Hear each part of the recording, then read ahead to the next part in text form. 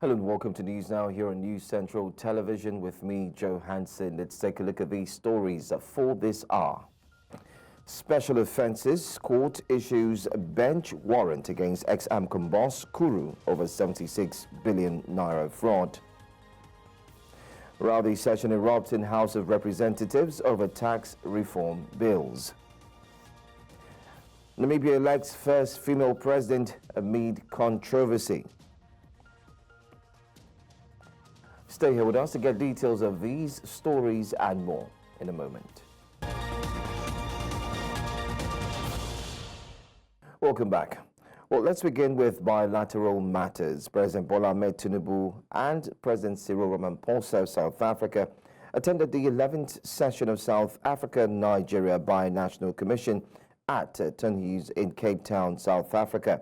Both leaders were joined by a high-level delegation of ministers and senior government officials, underscoring the importance of the bilateral discussions and agreements aimed at strengthening ties between the two nations.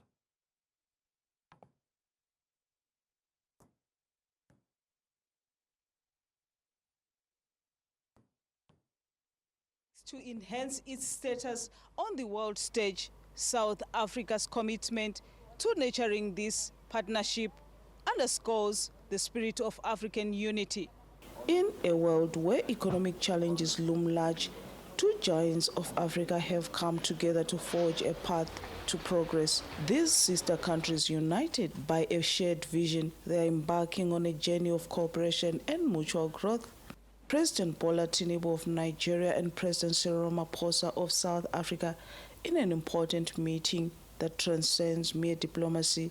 This is a gathering of leaders with a mission to strengthen the trade, economic and cultural ties that binds their nations.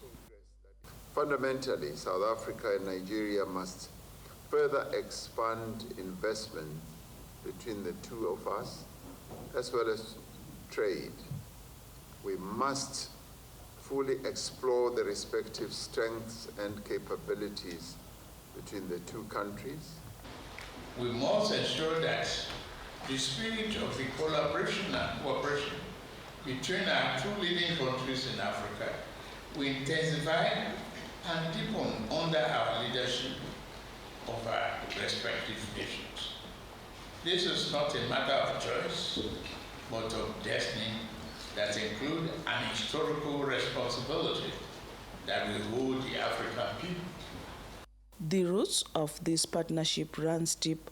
For years, South Africa has stood with Nigeria, particularly within the Western African context. Both countries realize that their shared future depend on political and economic integration, fostering resilience against global uncertainties.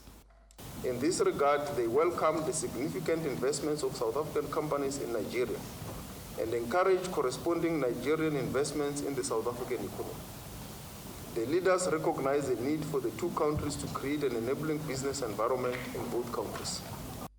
President Tinubu signaled a commitment to harnessing the potential of their combined economies. With you and I working together, I believe we can defeat and tame the turbulence around us. I will win, I promise. Meanwhile, this meeting comes at the height as South Africa launches the G20 presidency. President Ramaphosa also pledged to support Nigeria in its quest to join the bloc. And Nigeria will be keenly supported by us because we've been a member of the G20 as a lone voice for the longest time. As Africa stands at the crossroads of opportunity, South Africa and Nigeria are forging their path together, unlocking potential and fostering a future defined by collaboration.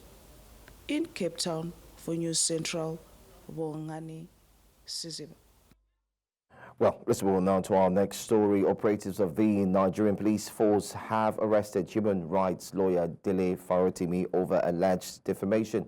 Counsel to the vocal government critique, Ralph Nwoke, confirmed the arrest in an exclusive interview with News Central correspondent Igbalani Omoni.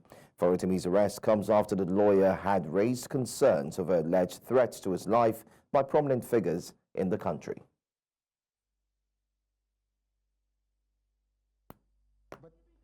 Dele Farotimi, a prominent government critic and legal practitioner, has been arrested, and his whereabouts are currently unknown. This development comes after several reported attempts to abduct him, including an incident in November. According to Omoyele Sowore, an activist who raised the alarm on his X account, Farotimi's arrest is linked to a defamation petition filed against him. News Central visited Farotimi's office, where staff members narrated their ordeal. Farotimi's office is upstairs, but before you access his office, you will need to pass through the security door.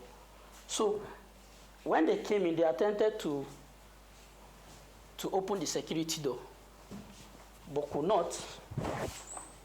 They had to. Maybe you want to see the second back door that they gain entrance to. Yes, you can see. You can see this is the back door.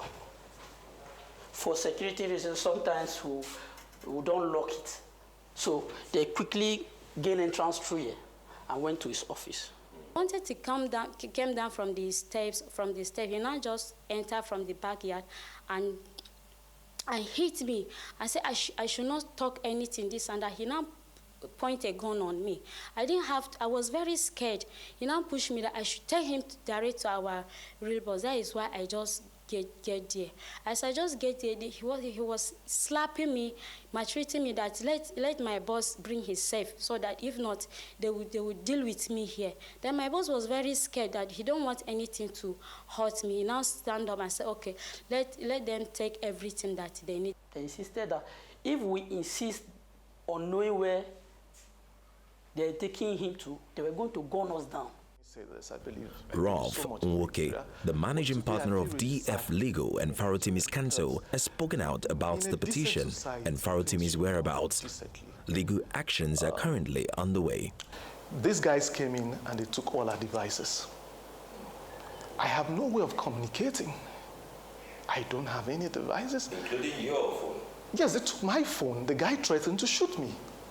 He threatened to shoot me and took my phone and the devices of all my staff.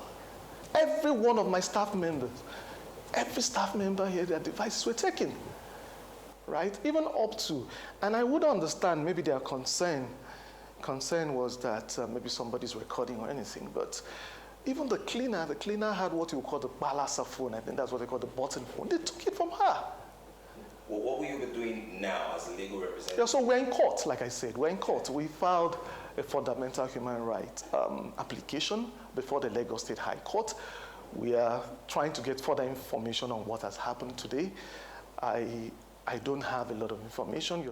Meanwhile, the Ekiti State Police Command has confirmed the arrest, as reported on Sowore's X account, but in a twist reaction, Adegoke Fayode, the AIG Zone 2 Lagos, claims he is not aware of the arrest. The incident has sparked concerns, and News Central continues to follow the developing story. In Lagos, for News Central, I am Igbalani Omoni. Well, earlier on, we were joined by lawyer to Dele Farotimi, who happens to be Ralph Nwoke, and he shared his thoughts as well on the recent arrest. We have information that presently is with the Ekiti State Police Command. That's the only development that we have, that we know at the moment, that has been taken to Ekiti State. We're trying to get further information. I'm sure by tomorrow morning we'll have clarity as to what is happening.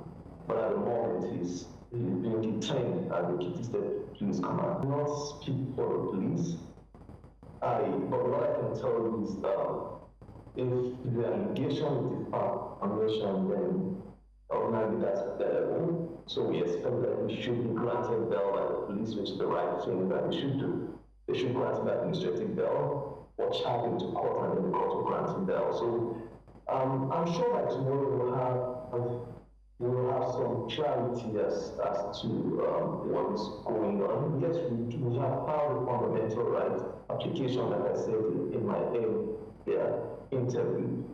We don't have a date at the moment. I'm sure that tomorrow we're actually pushing for it. It is an urgent matter. We expect that tomorrow or the day after we should be able to have a date so that we move it forward. But at the same time, Well, we now head to the Parliament, where the Senate has confirmed the appointment of Lieutenant General Olufemi Oluyede as the substantive Chief of Army Staff during its plenary sitting on Tuesday. Oluyede's confirmation followed the adoption of the Committee on Armies report presented by its chairman, Senator Abdulaziz Yaradua, APC Katsina Central. Lieutenant General Oluyede was appointed to act as the Chief of Army Staff following the illness and subsequent death of Lieutenant General Taurid Abiodu Lagbaja. Yaradua informed the senators that Oluyede demonstrated an in-depth understanding of the nation's security challenges and solutions. The lawmaker noted that Oluyede impressed the committee with his high level of understanding, achievements, and excellence as outlined in his credentials. The Senate Committee on Nigerian Army, having diligently and meticulously conducted the screening of the nominee according to the Constitution, and being satisfied with his conduct, competence, experience, and educational qualification, hereby recommend to the Senate of the Federal Republic of Nigeria as follows: that Lieutenant General Olufemi Oluyede be confirmed as the Chief of Army Staff, having successfully undergone the screening process of this committee. Distinguished colleagues, will the Senate confirm the nomination of Lieutenant General Olufemi Oluyede for appointment as Chief of Army Staff? Those in support of the confirmation say aye. Those against say nay. The ayes have it. The nomination of Lieutenant General Olufemi Oluyede is hereby confirmed as Chief of Army Staff.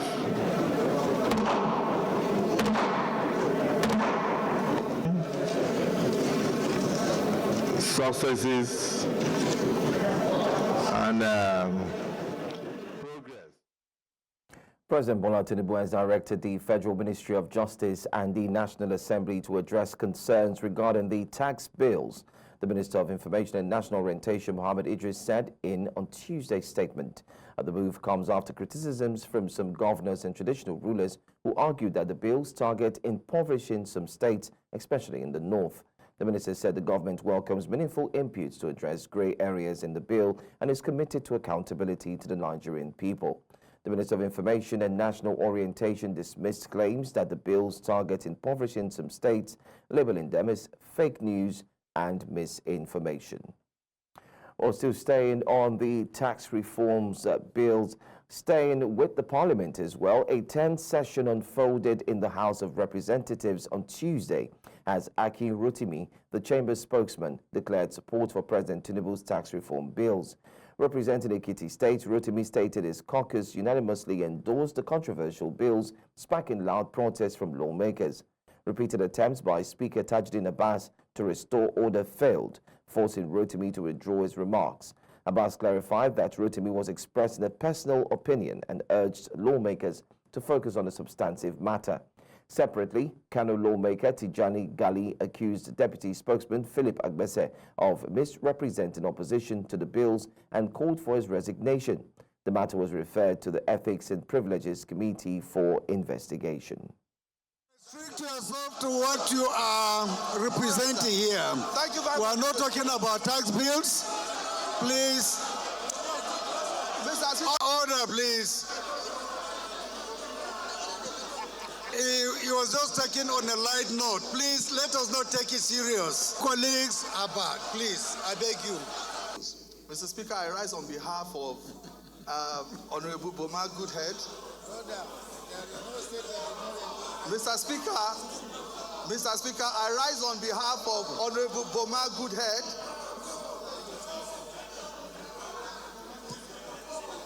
Mr. Speaker.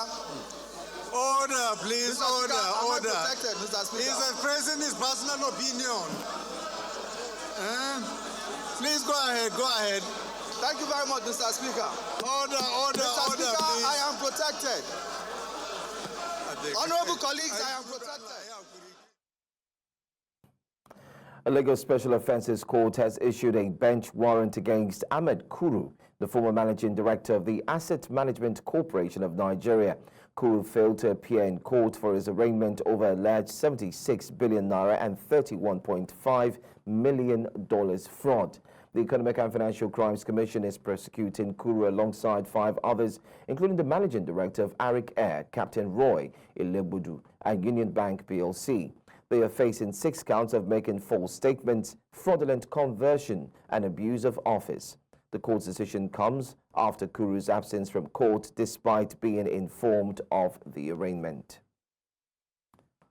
In Lagos, the state governor Babajide Sanwo-Olu has signed the Lagos Electricity Bill 2024 into law, paving the way for a comprehensive overhaul of the state's energy sector. The new law aims to ensure a 24-hour electricity supply to every corner of Lagos, a major step towards transforming the state into a global city with reliable and uninterrupted power supply. Governor Sanwo-Olu signed the bill at the Lagos House, Ikeja, on Tuesday, emphasizing its significance in addressing the state's energy challenges. The Lagos Electricity Bill 2024 outlines measures to enhance power generation, distribution, and regulation, including the establishment of a new state electricity authority. This move follows the federal government's approval for states to generate and distribute energy in 2023. We'll go for a quick break, but before then, let's tell you what's coming up next. Delta Financial Plan is our focus. When we come back, Governor Bola seeks 30 billion naira in the 2024 supplementary budget. Stay here for details of this story and more. Welcome back. Rivers State Governor Siminalayi Fubara has assured of implementing the recommendations of the report submitted to him by the Judicial Commission of Inquiry into the arson, killings, and destruction of property at some local government council headquarters on or around Monday, October 7, 2024.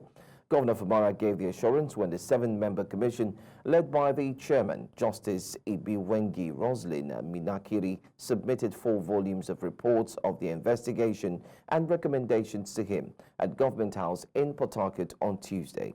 The governor declared that his administration will neither tolerate nor allow such level of violence in the state anymore because it is not profitable or productive. We're not going to be part of any system that would encourage any destruction in this state.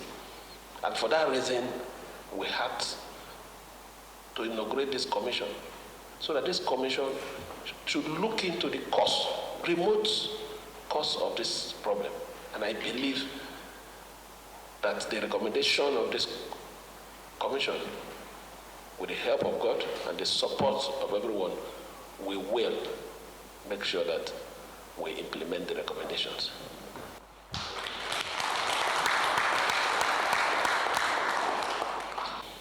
We are going to take it to the next stage. The report will be presented to the Executive Council, and we will surely come out with a white paper.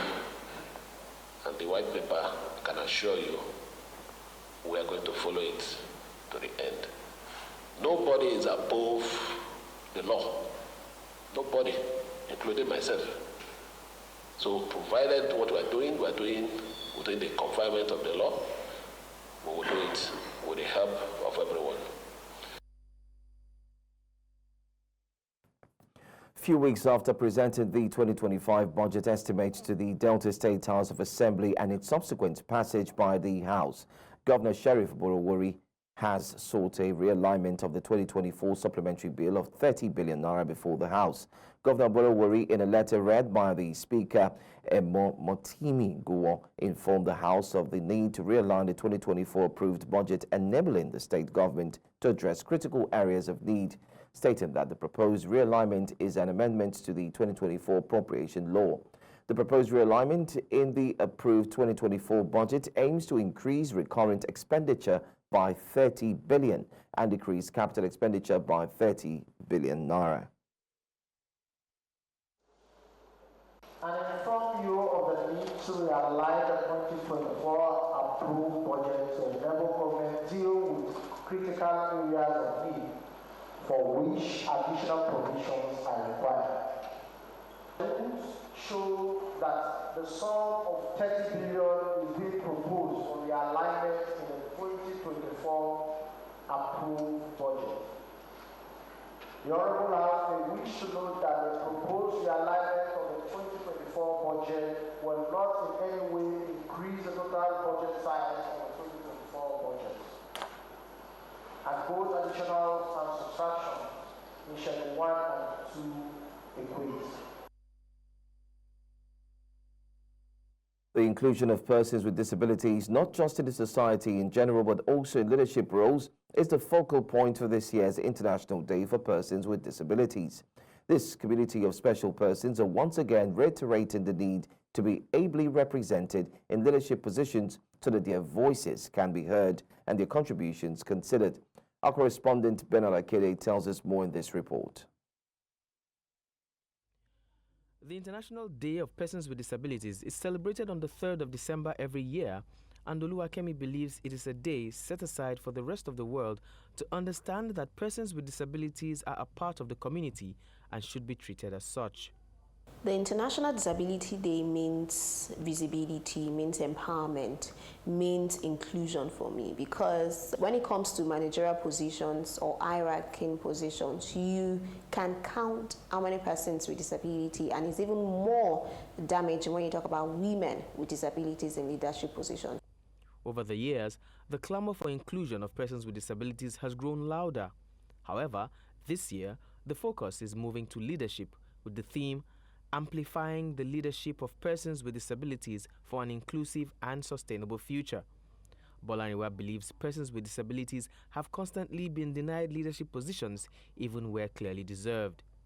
And when you look at the political scene too, you see that no matter how effective a person with disability would have contributed to the maybe the election, the emergency of a particular candidate in an election, the best leadership position to give to such a person is to make that person whether a special advisor on disability or the head of a disability organization, agency of government. But there seems to be hope. The Provision for Persons with Disabilities Act practically addresses the inclusion issue.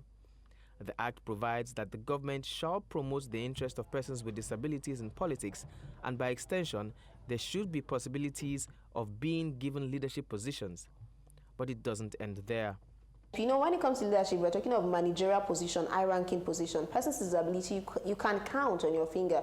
Like off my head right, and I can count about maybe like 5. And if you look at it, they are even all men that have disability. And I know the struggle it took them to even attain that position. With the right education, persons with disabilities will be able to live normal lives and compete for equal chances. Let's do away with this parochial, or would I say cultural beliefs that discriminate against persons with disability, that they can never do well, or they are objects of persons to be governed. Because you are even talking about leadership position. Even when it comes to making choice, some believe I cannot even make a rational choice for yourself. But I like to say I'm blind because I can't see anything, right? And I have a laptop before me. I can operate it. That is the use of software. And I also can move around with the white cane. And I also can speak. I can ask for assistance where I need to ask for assistance. And for instance, maybe I'm going through a website and the website is accessible. I can use my laptop keystrokes to ensure that it navigates effectively. This also happens to persons with other impairment. With voices like these leading the way, the message is clear. Inclusion is not a favor, it's a necessity. In Lagos for News Central, I'm Bernard Akede. Well, earlier we were joined by Tolani Ojuri as well, who is Chairman, Albinism Association of Nigeria, Lagos chapter.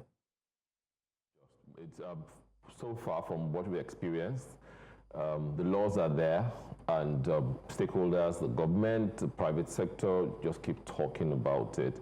The percentage is still very, very low. It's still well below 20%. Because we're talking about inclusion, we're talking about education, we're talking about the workplace, having persons with disability being able to function in the normal day-to-day life, in the environment, in the decision-making process, either at work, at school, at places of worship, and all that. Inclusion is like, I'm deaf and I get into a place of worship. I should be able to follow through with whatever is going on there. But the way it is now, if I walk into a place, if a deaf person walks into a place, if there's no sign language interpreter on ground, that means that person is shut out of whatever is going on in that environment. So just imagine going to parties, going to other fun places. So that's still a long way from what it should be. Yes, we have the laws. We have.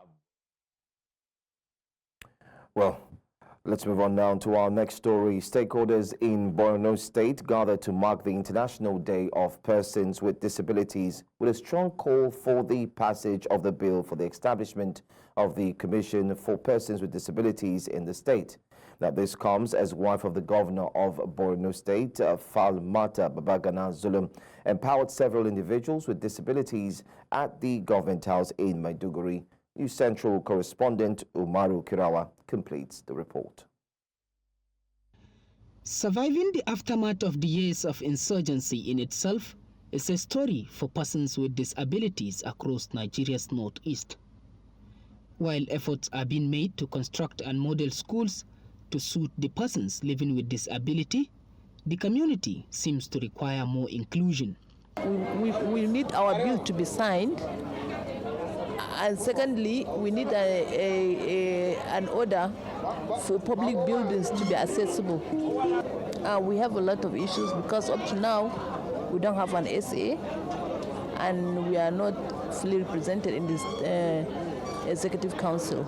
da yanzu haka mutane mu kusan mutum 100 an ba su keken dinki, mutum 45 an ba su injin nika da kuma akwai mutum 150 wanda aka ba su turaren wuta da wasu abubuwa. Babu abin da za mu ce sai dai godiya a wannan lokacin. To muna son mai girma gwamnan mu na jihar Borno ta taimaka ya dauki wani wanda zai ba wa mai bukata ta musamman shawara a tsakanin shi, idan yana kallon wannan mutumin ba za a iya mantawa da mu a jihar Borno.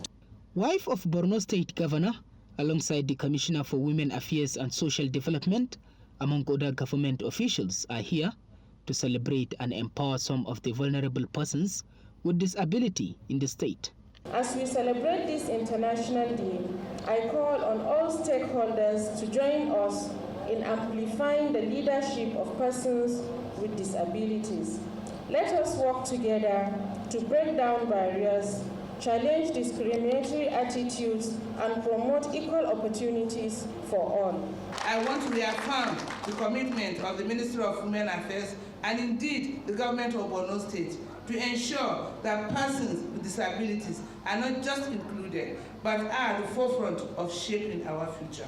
The event, which included representatives from disability advocacy groups and civil society organizations, focused on this year's theme, amplifying the leadership of persons with disabilities for an inclusive and sustainable future. Disability is not inability. There should be no discrimination against persons with disability. Stakeholders left the event energized, determined to push for the passage of the bill and to continue amplifying the voices of persons with disabilities in Borno State. In Maiduguri for News Central, Umaru Kirawa. As Nigerians join the rest of the world to mark the International Day of Persons with Disabilities, hundreds of citizens, mainly from the disability community, converged on the nation's capital, Abuja, calling on duty bearers to commence the implementation of the nation's Disability Act and ensure adherence to the Act's employment quota.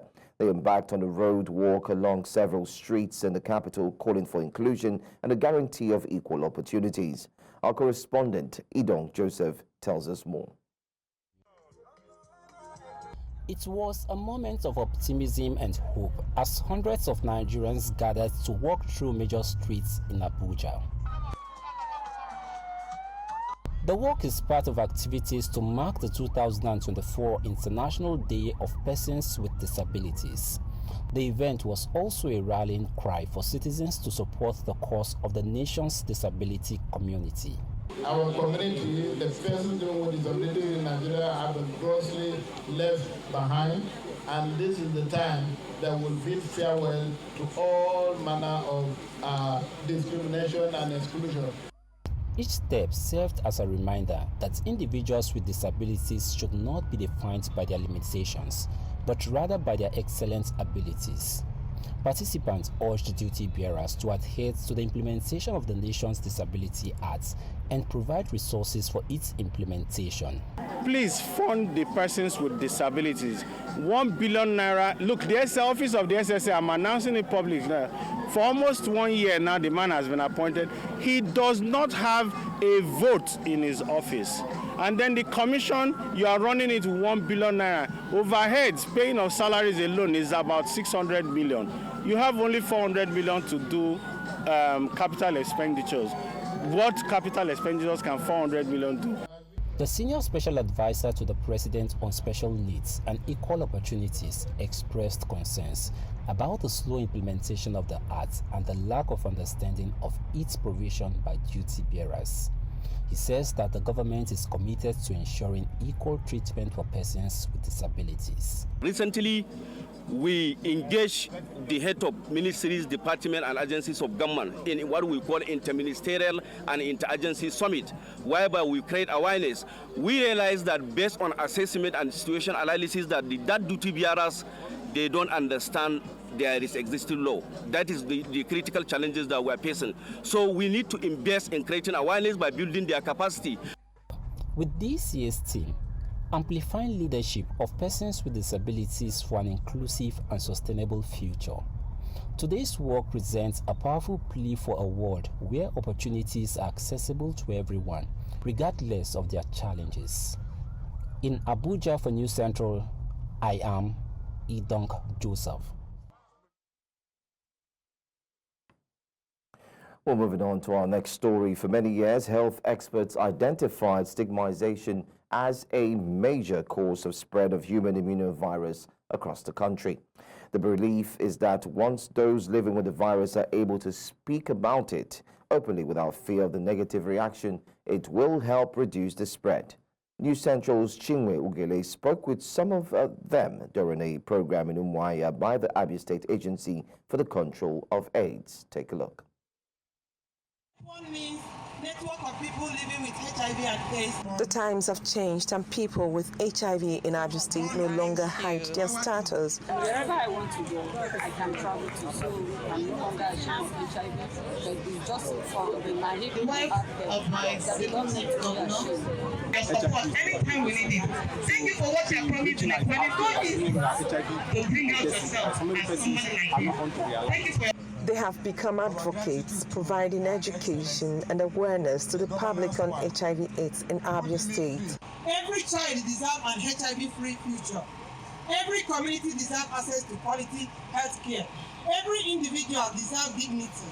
Every PHLV deserves right to health. Wife of Governor Alex Oti, Priscilla says all hands must be on deck to stop the spread, especially in children and women. Tragically, women and children make up 60% of those affected, underscoring the urgency of the mission to stop HIV/AIDS. We must stop this practice in our state.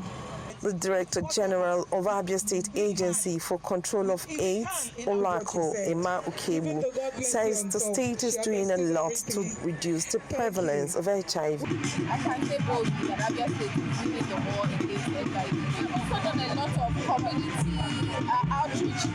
In those community outreaches, we test and we treat people. Health experts and partners say the goal to eradicate HIV by 2030 is achievable if the fight is sustained. Let us recommit ourselves to taking the right path towards ending AIDS in Nigeria Let us work together to ensure that everyone has access to HIV prevention, treatment, and care services.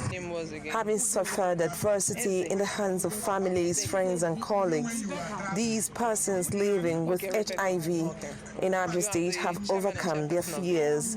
They say their status notwithstanding, they have stayed focused on their dreams and aspirations.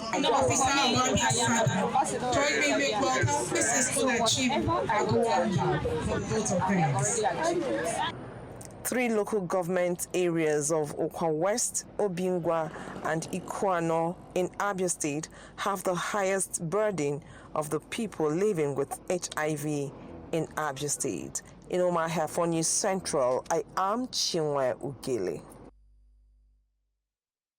Coming up next year on News Now, Namibia elects first female president amid controversy. We have details of this story. Stay with us.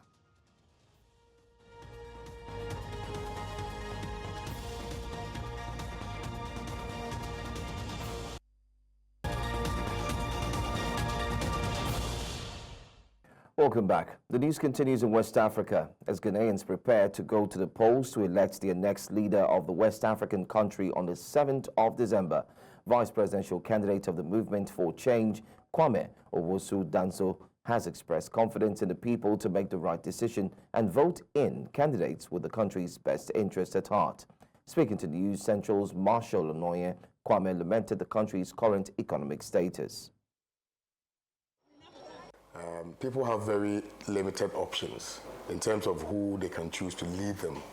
And so we are presenting a force that can be identified with the people, a force that believes in the aspirations of the people, a force that can effectively bring the transformation and the desired change that people are looking for. Yes, you can see that if you take a casual look at the country, you'd see posters and billboards of all these two leading political parties. Nonetheless, it is quite evident if you go to the rural communities and you speak to the local folks, it's quite axiomatic that they've had enough of the existence of the duopoly and they are clamoring for change. Which change they believe we possess and which change they believe once we are able to win these elections, we can bring to them. So that is precisely what our movement is predicated on. And we do know and believe that the Ghanaian people will give us an opportunity to also demonstrate to them what we have for them. One of the banes plaguing this country's economy is corruption. And we are going to fight corruption head on. If you look at what we are presenting what we have described as the Great Transformational Plan. It's not a manifesto, it's a plan. And we have identified how we are going to execute the plan, and we've also identified how we're going to sustain that plan.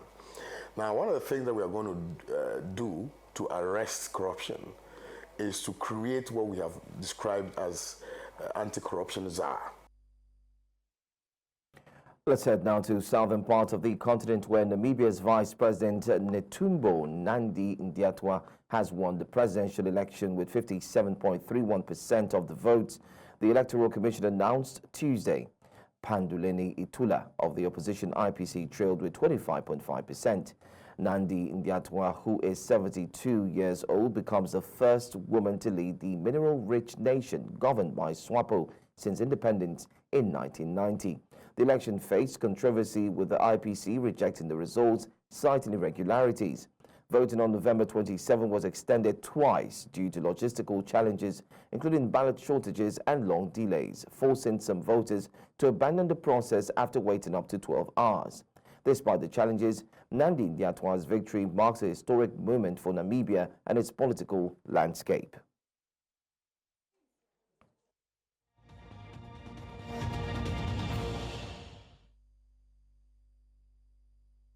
Appealed for over $47 billion to provide vital aid next year.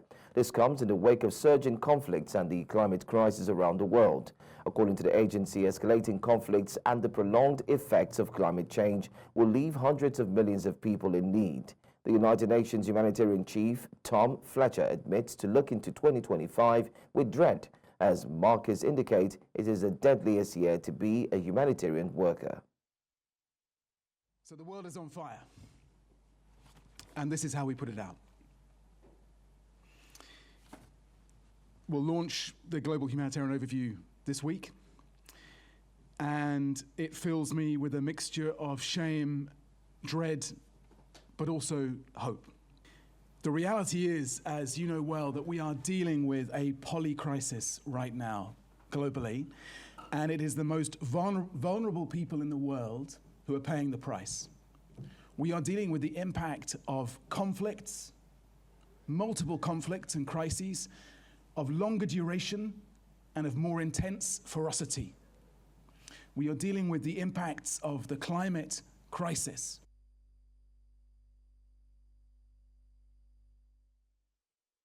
South Korean President Yoon Suk-yeol faces impeachment and resignation demands after his failed attempts to impose martial law. The country woke up to turmoil Wednesday after President Yoon surprisingly imposed martial law only to have 190 lawmakers vote against it and then abruptly reversed the decision.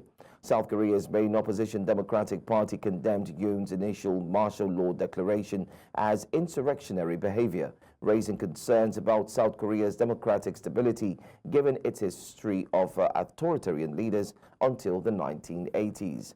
Opposition lawmakers have begun impeachment proceedings while protests have stormed the streets, especially demanding the president's arrest. South Korea's largest labor union, the Korean Confederation of Trade Unions, has vowed to go on an indefinite strike until President Yoon Suk-yeol resigns. Let's now bring you business update for this morning here on News Now.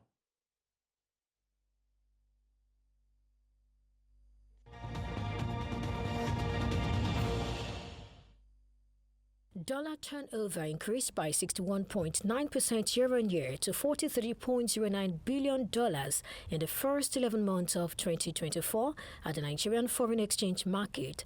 This is up from $26.6 billion in 2023. Quarterly data from FMDQ showed a decline in turnover from $12.64 billion in Q1 to $10.24 billion in Q2 and $10.15 billion in Q3. The naira appreciated by 0.16% to 1,672.69 kobo per dollar in NAFEM, but appreciated by 0.5% in the parallel market. The Central Bank of Nigeria's Monetary Policy Committee expressed concerns over ongoing exchange rate pressures and urged measures to enhance market liquidity. The International Monetary Fund announced that Ghana is on track to achieve a 0.5% primary surplus of GDP despite spending pressures from a recent dry spell and energy sector challenges. Following the third review of Ghana's 36-month extended credit facility, the IMF emphasized the government's commitment to fiscal consolidation, aiming for a 1.5% surplus by 2025. The IMF also approved a $360 million disbursement, bringing total funds received to $1.92 billion, which is expected to bolster the economy and support the city's recovery. And in Southern Africa, South Africa's economy unexpectedly contracted by 0.3% in the third quarter, primarily due to a 28.8% slump in the agricultural sector, the largest decline in 3 decades. Statistics South Africa reported this decline compared to a previous growth of 0.3%. For the first 9 months of the year, GDP expanded by 0.4%. The contraction has raised concerns for President Cyril Ramaphosa's administration, as South Africa's economic growth has averaged less than 1% over the past decade, lagging behind population growth. And finally, in North Africa, the African Development Bank's Board of Directors has approved a loan of up to $170 million for the 1.1 gigawatt Suez Wind project, Egypt's largest wind energy initiative, which has a total estimated cost of $1.1 billion. The project received the golden license from the Egyptian cabinet, offering incentives to expedite its development. It will generate 4,111 gigawatts per hour annually, providing clean energy to over 1 million households and reducing carbon emissions by 1.71 million tons. This initiative aligns with Egypt's goal of achieving 42% renewable energy by 2030.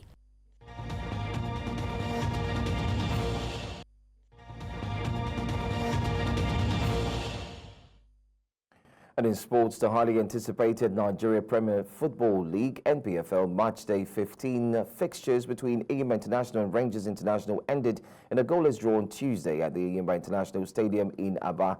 The Oriental Derby, as the encounter is fondly referred to, lived up to its billing, with both teams displaying resilience and determination.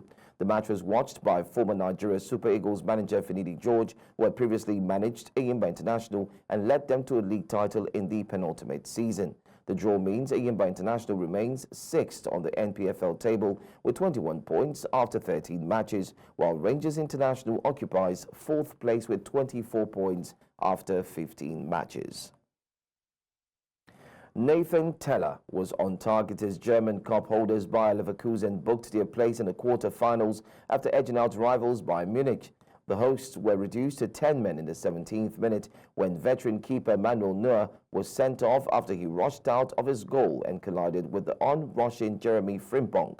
Despite the advantage of the extra man, Leverkusen had to wait until the 69th minute to take the lead through former Burnley and Southampton attacker Teller. Xabi Alonso's Leverkusen are yet to lose in the German Cup after winning their 8th successive under the Spaniard, while 20-time winners Bayern have not won the trophy since 2020.